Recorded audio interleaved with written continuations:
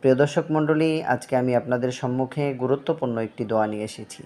সেই দোয়াটি হচ্ছে, কোনো ব্যক্তিকে সাপে কামড়াবে এমন আশঙ্কা হলে, যদি এমন ভয় থাকে যে তাকে সাপে কামড়াবে, তাহলে সেই সাপের ভয় থেকে দূরে থাকার জন্য যে দোয়াটি আছে সেই দোয়াটি নিয়ে এসেছি। চলুন আমরা সেই দোয়াটি শিখে নেই।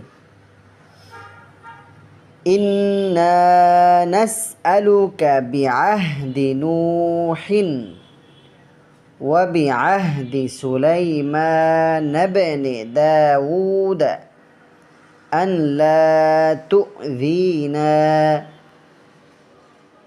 প্রিয় দর্শক মণ্ডলী, আপনারা আমাদের এই চ্যানেলটিকে সাবস্ক্রাইব করেন। যদি সাবস্ক্রাইব করেন তাহলে আপনারা সহি শুদ্ধ করে কোরআন